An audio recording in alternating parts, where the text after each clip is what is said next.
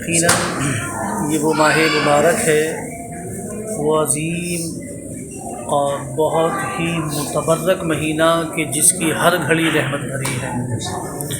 فیضان رمضان و قرآن دیکھیں، سبحان اللہ۔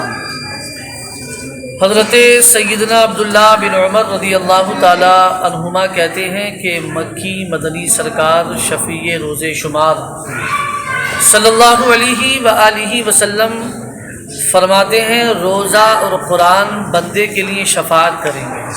سبحان اللہ۔ روزہ عرض کرے گا، اے رب کریم، میں نے کھانے اور خواہشوں سے دن میں اسے روک دیا، میری شفاعت اس کے حق میں قبول فرما۔ اور قرآن کہے گا، مولا میں نے اسے رات میں سونے سے باز رکھا، میری شفاعت اس کے لیے قبول کر۔ میرے آقا فرماتے ہیں رب کعبہ دونوں کی شفاعت اس کے حق میں قبول فرما۔ سبحان اللہ۔ بخشش کا بہانہ، ڈر تھا کہ سیاہ کی سزا اب ہوگی یا روز جزا، دی ان کی رحمت نے صدا، یہ بھی نہیں وہ بھی نہیں۔ حضرت سیدنا مولا علی کرم اللہ وجہ الکریم فرماتے ہیں کہ اگر اللہ عز و جل کو امت محمدی صلی اللہ علیہ وسلم پر عذاب کرنا مقصود ہوتا تو مولا علی کا قول ہے، نزہۃ المجالس میں یہ روایت نقل ہے، فرماتے ہیں کہ اگر اللہ کو عذاب دینا مقصود ہوتا امت محمدی کو تو پھر ان کو رمضان اور سورہ قل هو اللہ شریف ہرگز عنایت نہ فرماتا۔ سبحان اللہ۔ ڈر تھا کہ سیاہ کی سزا اب ہوگی یا روز جزا، دی ان کی رحمت نے صدا، یہ بھی نہیں وہ بھی نہیں۔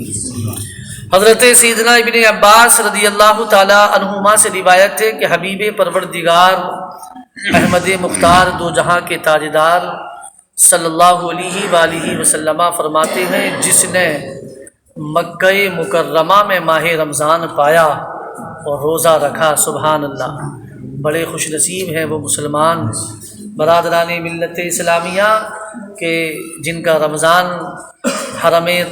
حرمین طیبین میں گزرا کرتا ہے۔ سبحان اللہ۔ تو دیکھیے کس قدر فضیلتیں وہ پاتے ہیں۔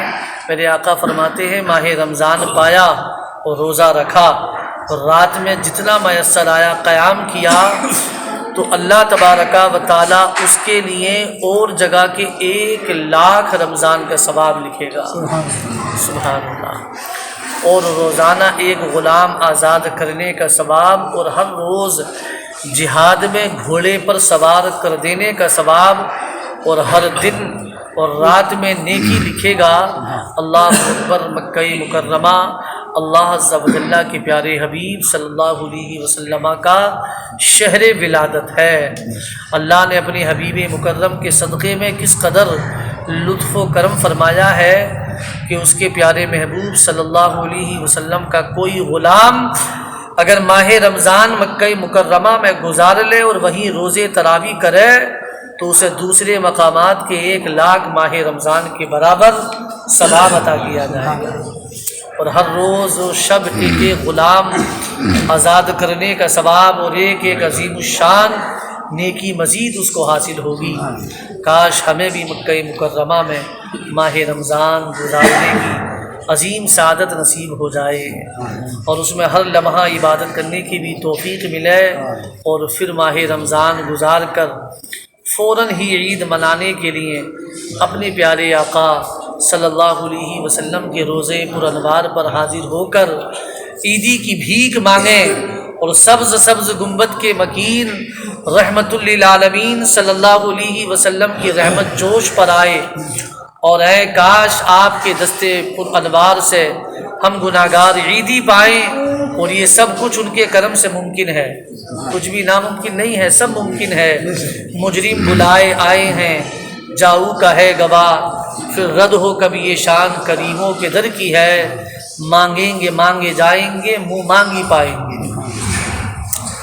مانگیں گے مانگے جائیں گے منہ مانگی پائیں گے، سرکار میں نہ لا ہے نہ حاجت اگر کی ہے، مومن ہوں مومنوں پہ رؤوف الرحیم ہو، سائل ہوں سائلوں کو خوشی لا نہر کی ہے، اور منگتا کہا تجھ سے ہی داتا کی دین تھی، دوری قبول و عرض میں بس ہاتھ بھر کی ہے، لب واہیں آنکھیں بند ہیں پھیلی ہیں جھولیاں۔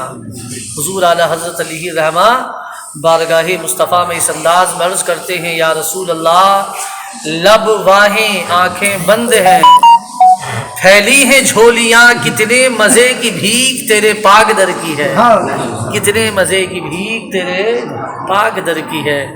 تو رب کعبہ کی بارگاہ میں دعا ہے مولا ہم سب کو ماہ رمضان کی برکتوں سے مالا مال فرمائے، اس ماہ مبارک کی ہمیں قدر کرنے کی توفیق عطا فرمائے۔ درود پاک پڑھ لیں، اللہم صلی علی سیدنا و مولانا محمد و بارک وسلم۔